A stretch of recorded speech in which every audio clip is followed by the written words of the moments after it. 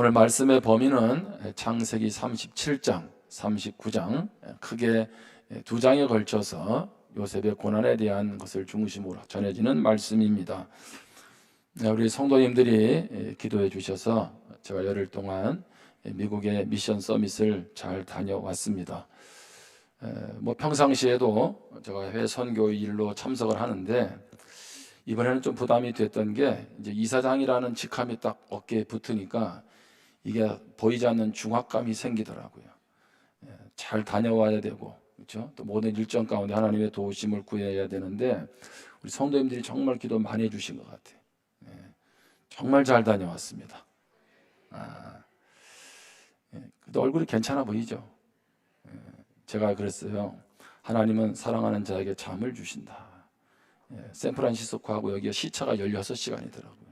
그래서 제가 뭐라고 외쳤냐면 하나님은 사랑하는 자에게 수면제를 주신다. 그래서 제가 매일 수면제를 먹고 어젯밤까지 시차를 적응하고 있습니다. 이번 미션 서밋은요, 우리 사진 한번 보여드릴게요. 이렇게 이제 많은 사진이 있는데 대표적인 것만 보여드릴게요.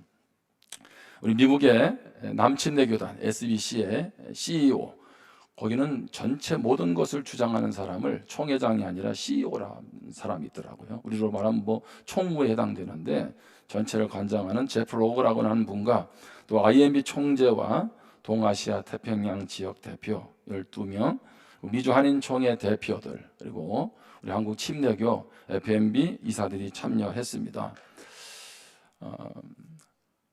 저기서 가장 눈에 띄는 사진이 하나 있죠. 예. 사진은 없어도 됩니다. 이번에 제가 미국의 그 CEO인 제프 로그 목사님하고 같은 테이블에서 같이 있게 돼서 그런 질문을 했습니다. 요즘 미국의 복음 전도 상황은 어떠냐? 이런 식으로 물어봤어요. 제 생각에는 부정적인 답변이 오지 않겠나, 이런 생각을 하고 질문을 했는데 뭐라고 답변하냐면 미국에 유일하게 우리 침례 교단, 남침례 교단은 작년에 침례 받는 숫자가 증가했다는 거예요. 제가 깜짝 놀랐어요. 저는 참 힘들고 어렵다라고 생각할 줄 알았는데 남침례 교단은 재작년보다 작년에 더 많은 사람들에게 침례를 주었다는 거죠. 그 말은 무슨 얘기예요?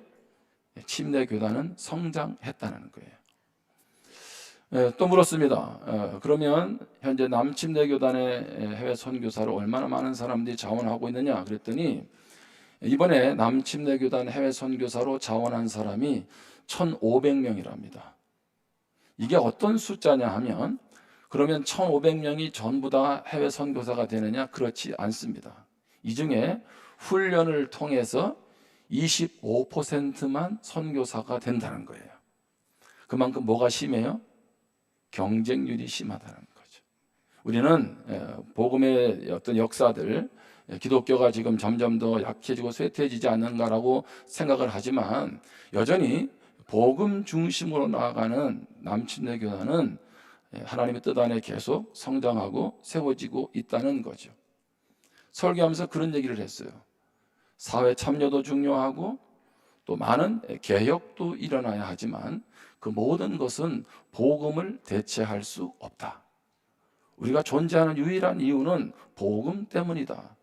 제가 얼마나 참 가슴이 뿌듯하고 또 한편으로 하나님이 행하실 것에 대한 기대들을 느끼게 되었습니다. 이번에 제3회 미션 서밋을 하면서 어느 때보다도 이제 열방을 향한 선교를 하는 데 있어서 서로 간에 연합하는, 함께하는 것이 중요하다, 이런 생각들을 많이 나누게 됐고요. 뿐만 아니라 생각보다 통일의 시대가 멀리만 있지 않다는 겁니다. IMB 해외 선교부에서는, 미국 해외 선교부에서는 공식적으로 통일에 대한 얘기를 하나도 언급을 안 했어요. 그런데 그들이 행하는 선교 정책의 상당 부분의 포커스가 대한민국에 맞춰져 있다는 거예요. 다른 지역의 선교도 있지만 앞으로 통일 시대를 준비해서 많은 일들이 진행되고 있는 것을 제가 보게 되었습니다. 그런 면에서 우리도 연해주에 지금 정상갑 선교사님이 나가 있고 계속적으로 통일 시대를 준비해야 하는데 우리가 여기에 계속 하나님의 시선을 가지고 감당해 나가야 되겠다, 그런 마음이 들었습니다. 이제 이런 미션 서밋을 마치고 주일에는 세계 선교교회에 가서 예배를 드렸습니다. 사진에 보면 이게 설교하는 모습이에요. 제가 왜 이 교회에 갔냐면 이 교회 목사님이 저와 제 아내를 중매를 선 목사님입니다. 그래서 아내 말에 의하면 중매를 잘 섰는지 안 섰는지 모르겠다고. 근데 어떻든 이곳에 가서 설교를 하게 되고, 그래서 이곳에 가서 한 분을 만났는데 이희자 권사님이라는 분이에요. 이분은 누구냐면 이금조 선교사님을 신학교 때부터 재정적으로 후원한 분이에요. 지금도 후원하고 있어요. 그래서 제가 그분에게 인사를 했죠. 우리가 파송한 이금주 선교사님 이렇게 후원해 주셔서 고맙다고. 우리 잘 아는 것처럼 이금주 선교사님은 처음에 제주도에 있는 교회에서 파송을 했어요. 그런데 그 교회가 작고 사라지게 됐죠. 20년 동안 파송 선교사가 없다가 저희들이 이제 파송을 하게 됐잖아요. 근데 이분이 저보고 뭐라 그러냐면, 목사님, 그 선교사님을 후원하는 것은 제가 한 게 아닙니다 그러시더라고요. 이게 무슨 일입니까? 그랬더니 이분 얘기가 그거예요. 그날 이제 주일이 아침이 돼서 교회를 오려고 하는데 마음에 그런 하나님이 감동을 주시더래요. 내가 어떤 선교사를, 누군지는 모르지만은 좀 도와주면 좋겠다, 이런 마음이 들더래요. 그래서 그런 마음이 들어서 아침에 예배를 왔는데, 예배를 마치고 그 교회 전도사님이 그러시더라는 거예요. 이금주라는 학생이 있는데 지금 미국에 와서 공부하는데 너무 힘들게 하고 있다. 누가 좀 도와주면 좋겠는데 권사님이 좀 도와주면 좋겠다고. 그래서 이분이 하나님이 나를 통해서 도우라는 뜻이구나 라고 깨닫게 되고, 이금수 선교사님이 신학교 때부터 생활비를, 공부할 때 학비를 돕고 지금까지 후원하고 있다는 거죠. 그걸 보면서 성령께서 일해 가신다는 것들을 다시 한번 깨닫게 됐습니다. 이번에 모임 장소는요, 샌프란시스코입니다. 여러분, 샌프란시스코가 어떤 곳인가요? 저는 그냥 크게 생각을 하지 않고 갔는데 실리콘밸리가 있는 곳이고, 더 쉽게 말하면 미국 전 세계의 10대 기업 중에 6개의 기업이 샌프란시스코에 있습니다. 일명 4차 산업의 시작점이 바로 그곳이다라고 말하고 있는 거예요. 세계 시총으로 따지면 1위가 애플이죠.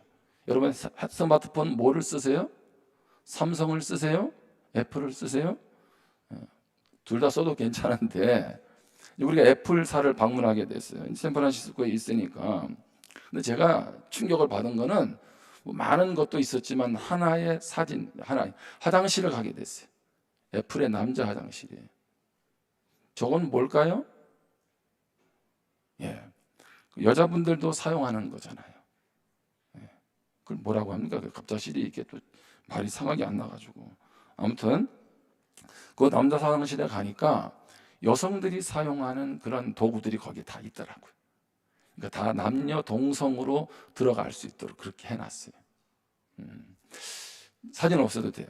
그러니까 제가 샌프란시스코 거리를 지나가는데요, 동성애 깃발과 함께 샌프란시스코가 6%가 동성애자라는 거예요. 더 정확히 말하면 한 10%까지 된다라고 하는 거죠. 10명 중에 1명. 길거리를 지나가는데요, 마약 중독에 있는 사람들이 이렇게 걸어가는 좀비와 같은 그런 모습들도 보게 됐어요.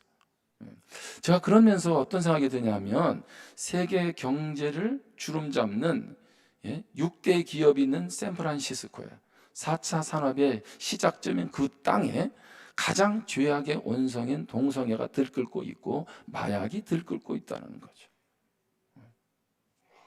그걸 보면서 왜 하나님이 이곳에서 선교 대회를 하게, 미션 서밋을 하게 했을까, 여러 가지 생각들을 하게 됐습니다. 저는 선교는 그냥 난 믿는 곳에 가서 그냥 복음 전한다는 생각만 하게 됐는데, 이번에 깨닫는 게 뭐냐면 선교는 역사를 주관해 가시는 하나님의 시각을 갖게 한다는 것입니다. 그냥 복음만 전하는 게 아니라 지금 하나님이 어떻게 이 시대를 운영해 가시는지를 하나님이 보게 하시는 게 선교구나라는 생각을 하게 됐어요. 제가 그러면서 이런 때에 제가 교단의 중요한 일을 맡게 되고 우리가 이런 일을 한다는 것이 얼마나 가슴이 벅찼는지 몰라요. 우리가, 특별히 우리 교회가 선교 사명을 감당하는 것이 축복인 줄 믿습니다. 하나님이 아무에게 맡기는 것이 아니잖아요. 하나님께서 사명을 준다는 것은 믿는다는 얘기고 우리를 통해서 그 일을 이끌어가기를 원하시는 것 아니겠습니까? 우리 교회가 이렇게 쓰임 받는 것이 축복인 줄 믿습니다. 여러분, 사람들이 고난을 당할 때 어떤 자세를 취합니까? 하나님, 반드시 이 고난을 통과하면 하나님이 축복을 주실 줄 믿습니다. 여러분, 그런 마음으로 고난을 통과하죠. 그런데 제가 또 하나 깨달아진 게 있어요.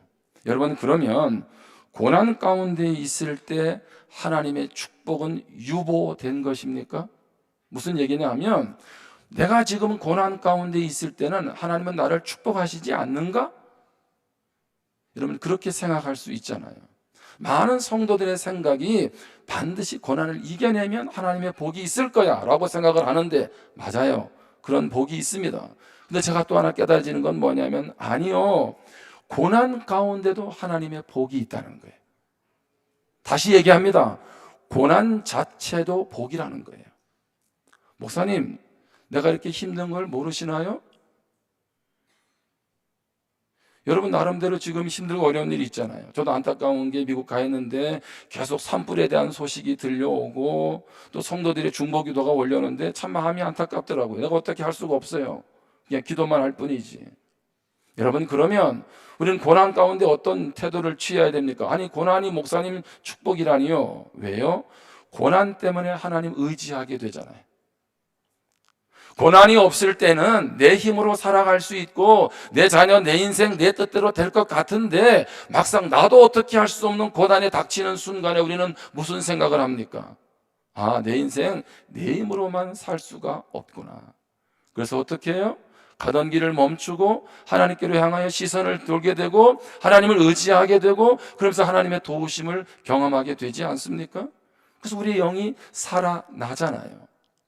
여러분, 그런 면에서 보면 고난 그 자체가 은혜고 축복인 줄 믿습니다.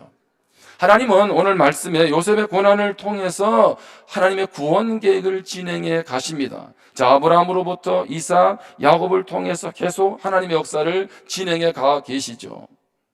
큰 틀에서 세 가지를 나누는데 첫 번째는 계획하시는 하나님을 신뢰하라는 거예요. 요셉은 우리가 잘 아는 것처럼 고난의 시간들을 통과하고 있지 않습니까? 우리는 하나님의 계획, 그러면 무슨 생각을 합니까? 하나님은 나에게 선하고 좋은 것만, 하나님 우리 인생에 선하신 좋은 계획들을 갖고 계시죠. 그런데 그 선하다는 말, 그 좋은 계획 속에는 무엇도 포함되어 있냐면 고난도 포함되어 있습니다. 우리를 하나님의 인생 계획에는 형통함만 있는 것이 아니라, 인간적으로 말하는 잘 된다라고 하는 형통만 있는 것이 아니라 고난도 포함되어 있다는 거죠. 하나님은 아브라함에게 너희들이 약속의 땅을 갈 때 계속적으로 탄탄대로 문제 없음 그렇게만 말씀하지 않으셨어요. 하나님은 아브라함 후손에게 복을 약속하시면서 뭐라고 말씀하십니까? 창세기 15장 13절에 보면 여호와께서 아브라함에게 이르시되 너는 반드시 알라 내 자손이 이방에서 객이 되어 그들을 섬기겠고 그들은 400년 동안 내 자손을 괴롭히리니. 뭐라고 말합니까? 아브라함에게 너의 후손들이 이방에서 객이 되는데 400년 동안 고통을 당한다는 거예요. 여러분, 이 말씀은 언제 이루어집니까? 이스라엘 백성들이 애굽에서 400년 동안 고통을 당하잖아요. 하나님의 약속, 하나님의 축복을 이어받는 후손들에게 무엇도 있습니까? 고난도 있다는 겁니다. 요셉의 이야기 속에도 마찬가지로 고난이 포함되어 있습니다. 창세기 37장 오늘 3절 4절에 보면 요셉은 노년에 얻은 아들이므로 이스라엘이 여러 아들들보다 그를 더 사랑함으로 그를 위하여 채색 옷을 지었더니. 요셉의 아버지가 누굽니까? 야곱이에요. 야곱이라는 이름을 하나님께서 이스라엘로 바꾸어 주셨죠. 이스라엘은요 노년의 아들을 얻었습니다. 사랑하는 라헬을 통해서 아들을 얻었어요. 12명의 아들 중에 11번째 아들인데 그가 누굽니까? 바로 요셉입니다.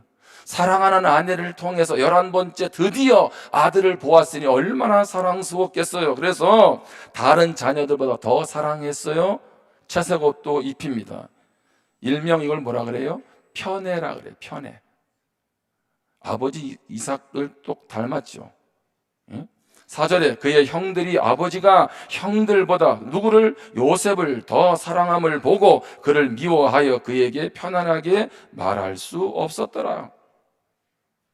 야곱이 요셉을 편애함으로 형들도 요셉을 멀리합니다. 그런데 어느 날 요셉은 형들에게 꿈 이야기를 합니다. 어느 날 내가 꿈을 꿨는데 밭에서 내 단은 서 있고 형제들의 단이 나에게 절을 하더이다. 여러분, 그 말을 듣는 형들은 기분이 좋을까요? 안 좋을까요? 얼마나 열받겠어요. 이게 눈치가 없는 건지 요셉이 또 꿈을 꿨다는 거예요. 꿈에서 이번에는 별과 해와 달과 11별이 자기에게 절하다는 거, 절을 하더라는 거죠. 해, 달은 누굽니까? 어머니 아버지일 것이고 11별은 누구예요? 형제들을 의미하는 거죠. 그렇지 않아도 아버지가 요셉을 편애하는데 꿈까지 꾸면서 마치 우리가 자기들에게 마치 굴복할 것처럼 복종할 것처럼 이야기를 하니까 얼마나 마음이 상하겠습니까? 자, 그런데 분명한 것은 이 꿈은 하나님이 요셉을 통해서 또 이스라엘 민족을 향한 하나님의 큰 그림, 계획을 담고 있던 꿈이었습니다. 요셉은 꿈대로 여러분 어떻게 돼요? 나중에 그가 애굽의 총리가 되고 야곱과 그의 가족들이 애굽에 오게 되고 고센 땅에서 큰 민족을 이루게 됩니다. 자, 그런데 그렇게 되기까지 요셉의 인생길은요 얼마나 힘들었냐는 거야. 고난의 연속 아니었습니까? 17살의 형제들에게 팔려가면서 무려 13년 애굽의 총리가 되기까지 얼마나 힘든 고난의 세월을 겪어갔습니까? 무엇을 말하고 있나요? 요셉도요 자기 인생에서 벌어지고 있는 이런 힘든 고난의 상황들을 다 이해하지는 못했을 것입니다. 요셉은 그 꿈이 하나님의 나를 이 다음에 애굽의 총리로 세우실 것이다 라는 꿈으로 그는 이해하거나 생각하지 못했습니다. 여러분, 우리 앞에 벌어지는 이러한 고난들을 다 이해할 수 있습니까? 다 이해가 됩니까? 정말 내가 잘못해서입니까? 아니요, 내가 하나님 뜻 가운데 살지 않아서인가요? 그렇게 살아가는데도 왜 나에게 이런 일이 일어납니까? 차라리 내가 잘못해서 어려움을 겪는다면 그나마 자업자득이라고 받아들일 수 있겠는데 아무리 눈 씻고 찾아봐도 그런 일이 없어요. 그런 일이 벌어질 때 여러분 어떻게 하겠냐는 거예요. 하나님은 그러한 때에도 우리에게 뭘 요구하십니까? 내가 너를 향한 계획이 있다는 거예요. 고난 속에서도 너를 향한 계획이 있다는 거죠. 그렇다면 여러분은 하나님을 신뢰하기를 주님의 이름으로 축복합니다. 여러분, 신앙은 이해되든 이해되지 않든 그 하나님이 나의 아버지시고 그 하나님이 인도해 가시면 되는 거죠. 아멘? 우리가 모든 것 다 할 수 없잖아요. 하나님이 다 하시면 되는 것 아닙니까? 그렇기에 오늘 우리 인생길에 고난까지도 계획하시는 하나님 신뢰하시기를 축복합니다. 두 번째로 준비시키시는 하나님을 신뢰하라는 겁니다. 이게 창세기 37장 23절부터 28절에 있는 말씀이죠. 우리는 결과를 좋아합니다. 결과, 열매를 좋아하죠. 그런데 과정은 별로 좋아하지 않습니다. 어떤 운동선수가 메달을 따는 것은 좋아하는데 연습이나 훈련을 좋아하는 사람은 드뭅니다. 그런데 하나님은 우리 인생길에서 어떻게 해요? 하나님의 사람으로 우리를 빚어가기 위해서 준비시키신다는 것입니다. 고난은 나를 하나님의 사람으로 빚어가시는, 준비시키는 과정이라는 것입니다. 하나님은 우리의 미래를 알고 계세요. 우리는 우리의 미래를 다 모르잖아요. 그래서 하나님은 우리의 멋진 미래를 위해서 우리가 어떤 것이 필요한지, 준비되어야 하는지를 잘 아신다는 것입니다. 그래서 하나님은 때로는 우리를 역경이나 고난으로부터 구해내지 않고 그대로 내버려 두십니다.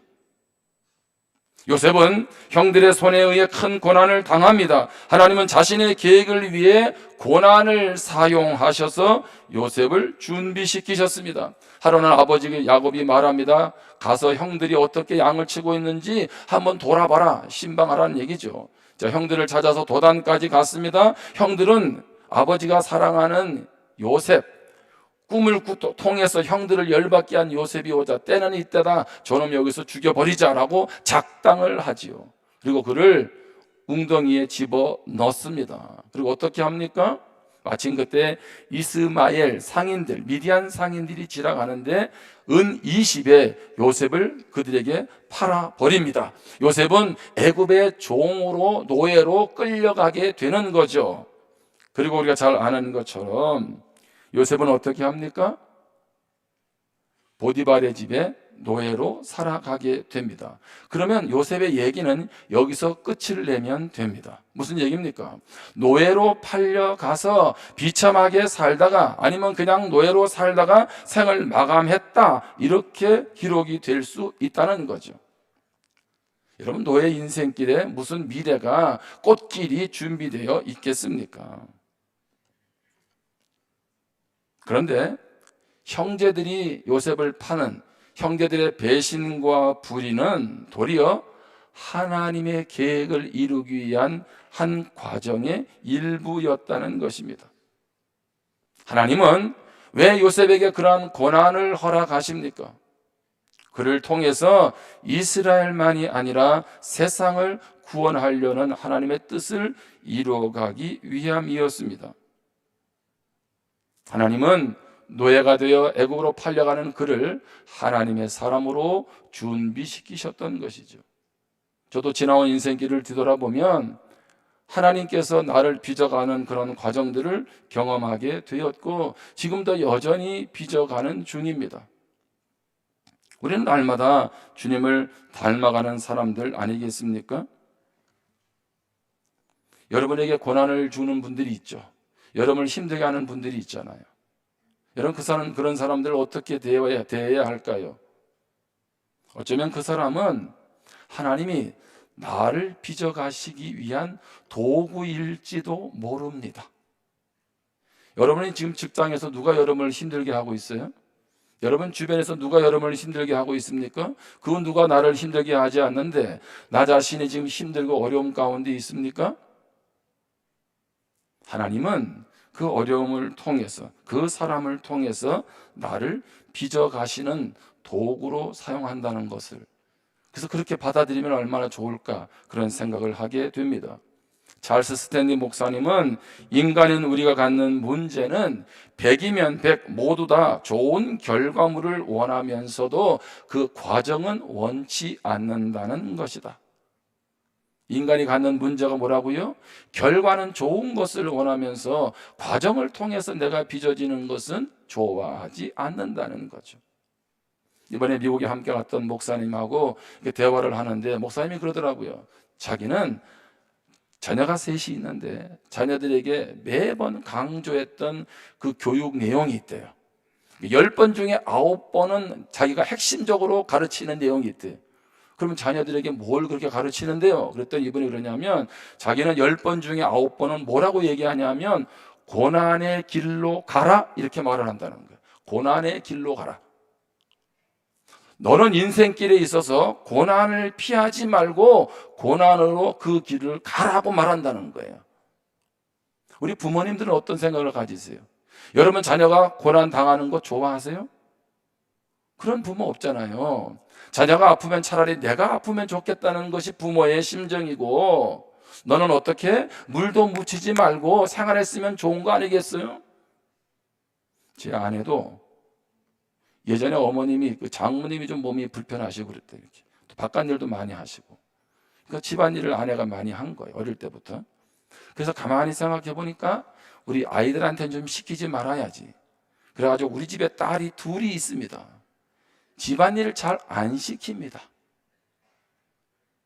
이렇게 집에서 잘 곱게 키워야 그 다음에 시집 가서도 곱게 산다는 거죠.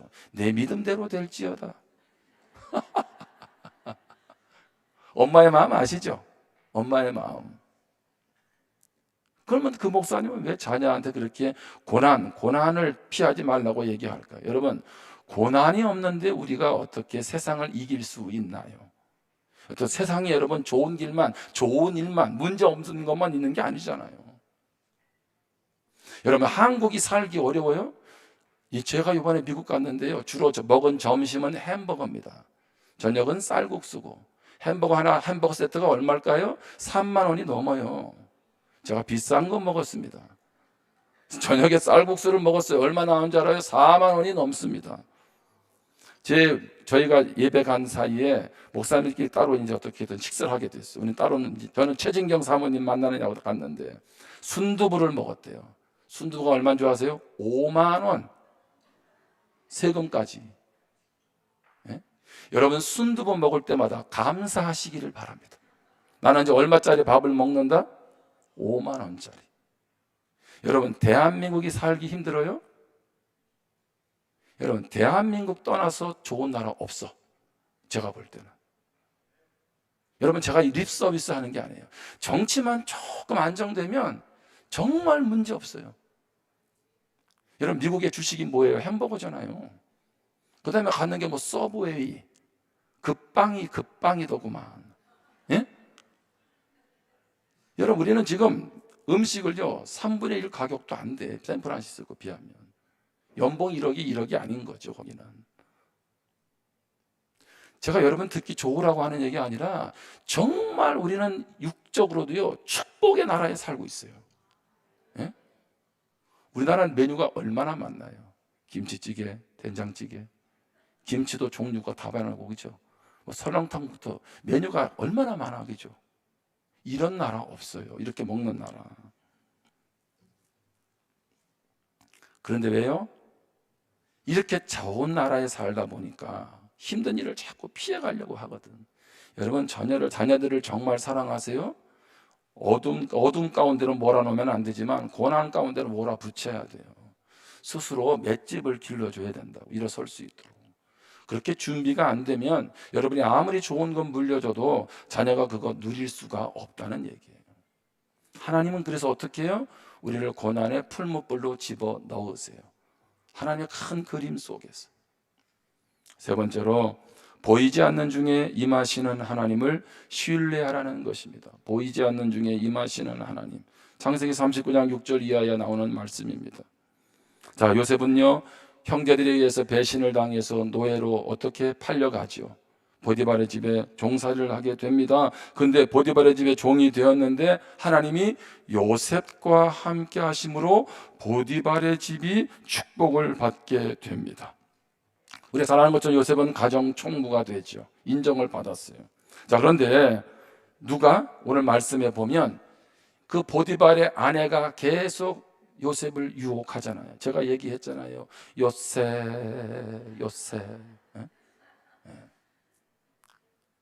근데 어떻게 해요? 보디발의 아내 유혹을 거절하게 되죠. 그래서 요셉은 어떻게 합니까? 감옥에 들어가게 됩니다. 창세기 39장 21절입니다. 여호와께서 요셉과 함께 하시고 그에게 인자를 더하사 간수장에게 은혜를 받게 하시며, 감옥에 들어가서도 얼마나 요셉이 모범생이었으면 간수장에게 은혜를 받았어요.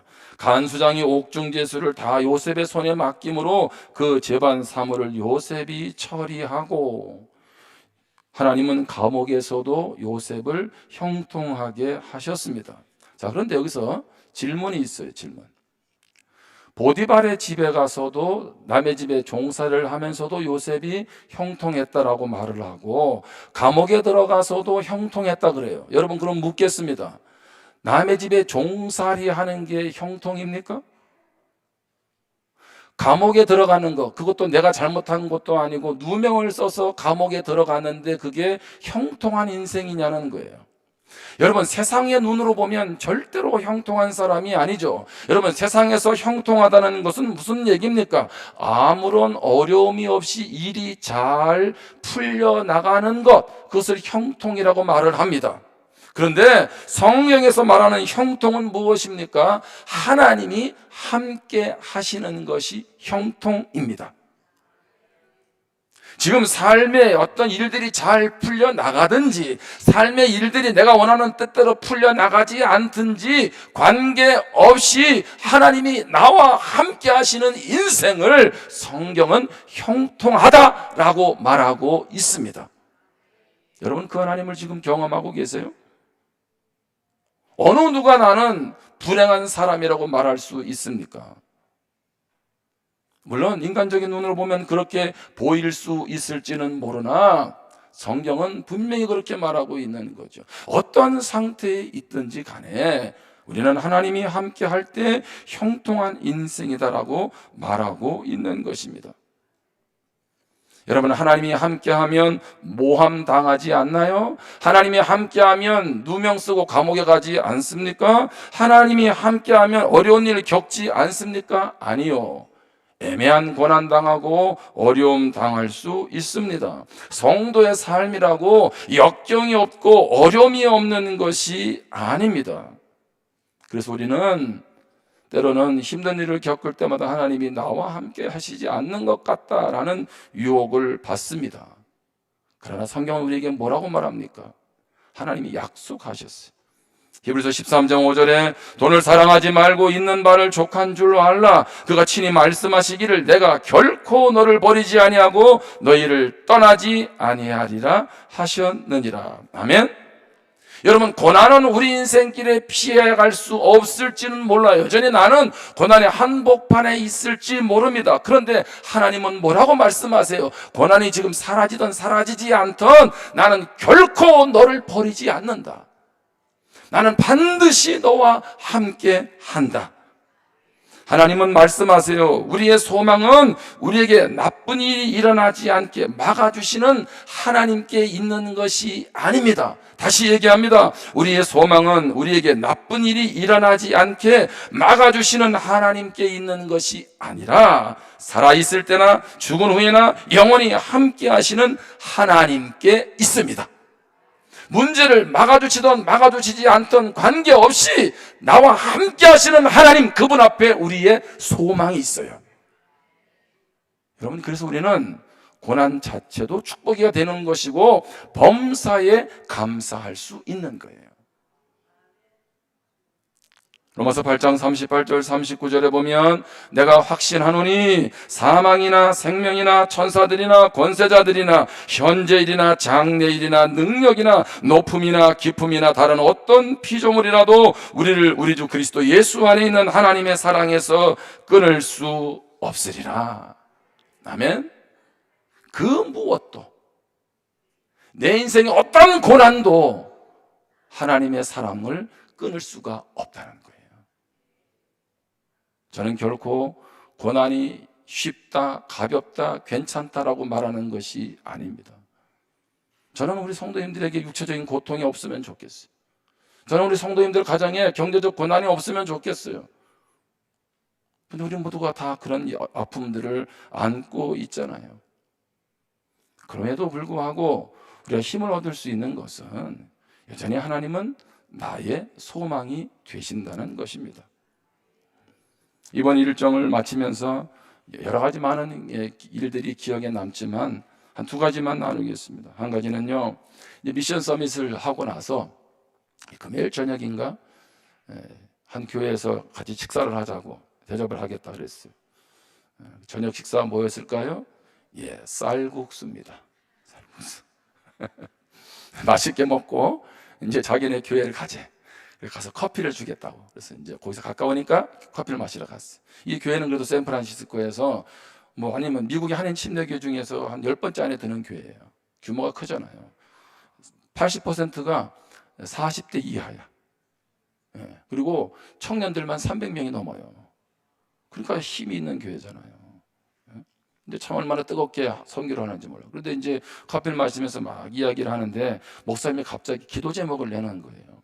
우리 교회 옆에 저 땅 옆에 건물이 하나 있는데 그걸 살 수 있도록 기도를 해달라는 거예요.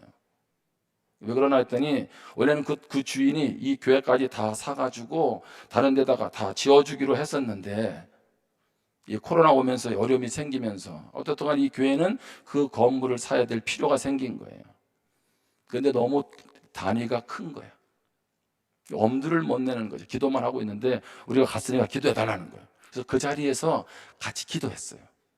하나님, 저 땅을 하나님 이 교회에 달라고. 그리고 제가 이제 기도를 했지 않겠어요. 이 세상이니까 그냥 기도를 하고 우리는 이제 기도 끝나고 이제 왔어요. 근데 돌아오는 날 수요일 날에 그쪽에서 연락이 왔어요. 우리 목사님한테. 그 주일날에 한 성도가 헌금을 했는데요, 100만 불을 했대요. 나는 잘못 알아들은 줄 알고, 10,000불이냐 아니면은 저기 뭐 이렇게 1,000불이냐 이렇게 했더니 100만 불이래. 여러분, 100만 불이 지금 시가로 얼마겠어요? 우리나라 돈으로 14억 5천만 원입니다. 한 분이 그날 14억 5천만 원을 헌금했어요. 무엇으로? 저 땅을 우리에게 달라고. 여러분, 그 돈이면 내 노후자금인데, 그죠? 그 정도면 괜찮잖아요. 그러면서 이분이 얼마나, 왜냐면 이분이 10일 동안 자기네 교회 차를 우리한테 빌려주고 했거든. 정말 쉽지 않잖아요. 얼마나 감사한지.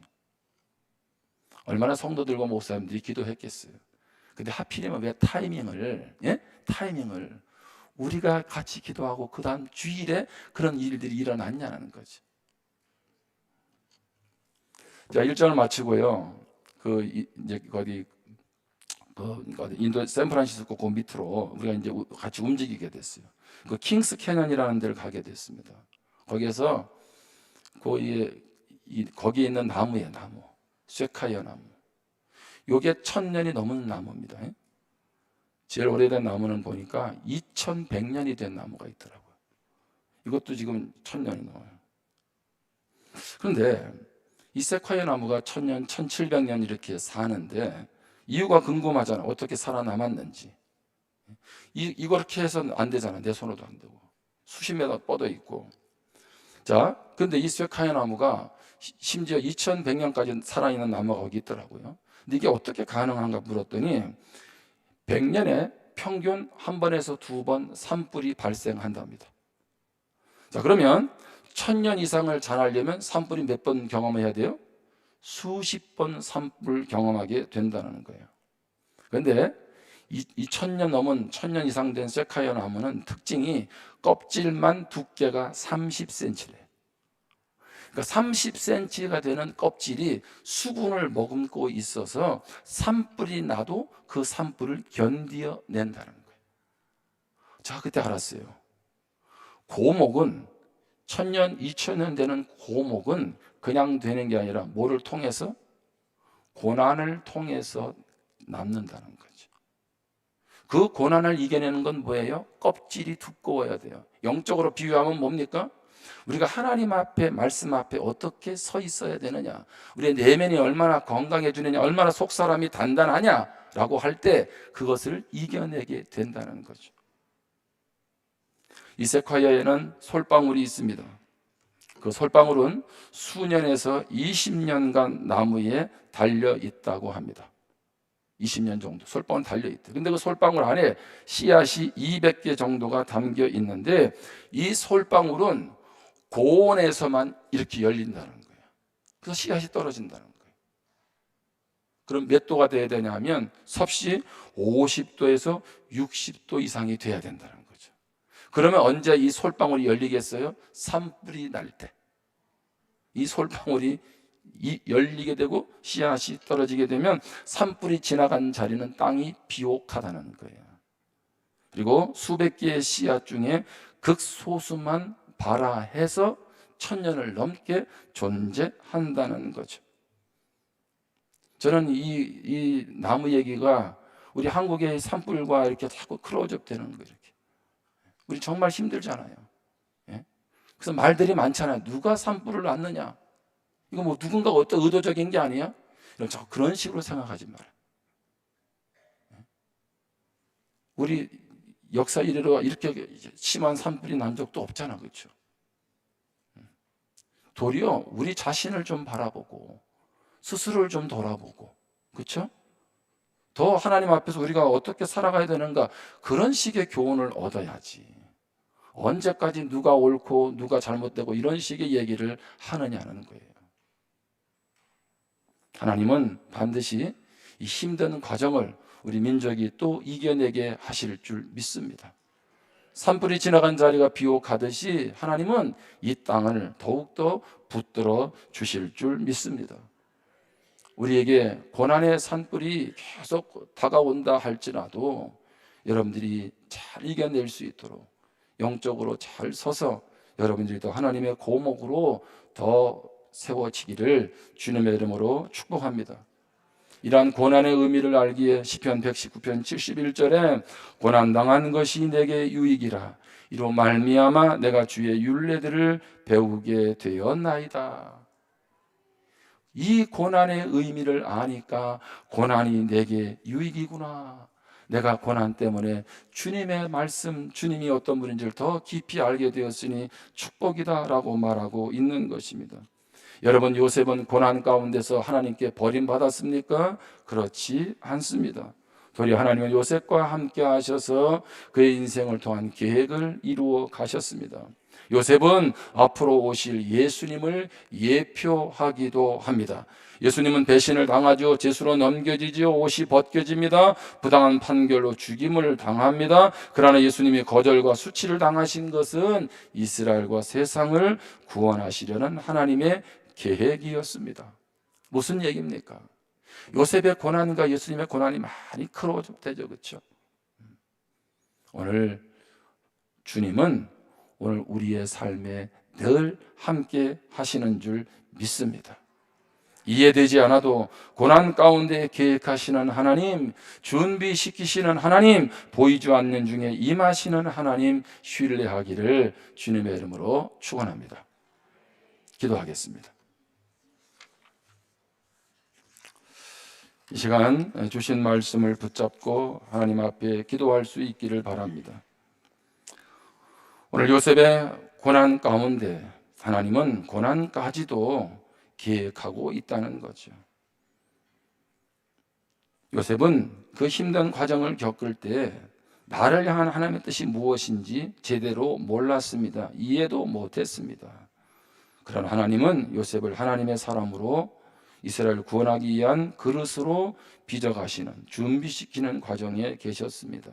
뿐만 아니라 요셉은 여전히 이해되지 않는 종살이, 감옥살이 그런 가운데서 하나님께서 보이지 않는 중에도 그와 함께 하셨습니다.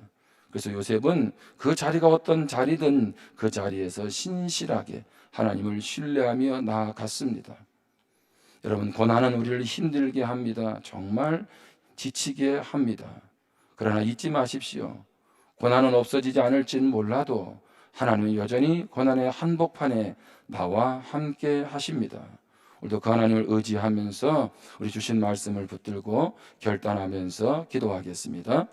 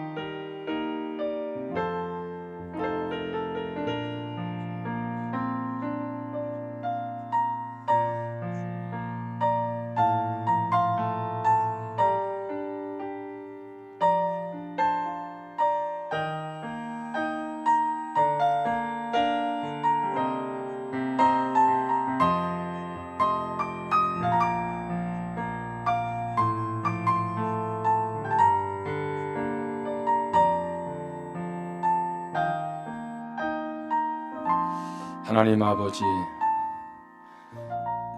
산불로 인해서 많은 사람들이 신음하고 고통하고 괴로워하고 있습니다. 하나님, 육체적인 질병으로 인해서 또 삶의 문제들 앞에 힘들어하고 지쳐하는 성도들 있습니다. 하나님, 누가 위로할 수 있습니까? 진정한 위로자는 하나님밖에 없는 줄 믿습니다. 요셉의 인생 속에 고난조차도 하나님의 계획 속에 있다면 그것이 우리를 버리는 것이 아니라 우리를 더 하나님의 사람으로 하나님 안에서 더 나아가도록 빚으시는 과정이라면 우리가 그 하나님 신뢰하게 도와 주옵소서. 내 눈에는 여전히 아무 일이 일어나지 않고 여전히 힘든 삶이 연속되는 것 같다 할지라도 하나님이 나를 붙들고 있음을, 나를 버리지 않을 것을 확신하고 그 사랑으로 나를 붙잡고 있음을 신뢰하고 믿음으로 한 걸음 한 걸음 나아가게 도와 주옵소서. 이 시간 주님께서 우리의 영혼을 살리시고 새 힘을 더하여 주시고 독수리의 날개치며 올라가는 새 힘과 함께 일어나는 이 아침 되게 하여 주시옵소서. 예수님의 이름으로 기도합니다. 아멘. 우리 찬송가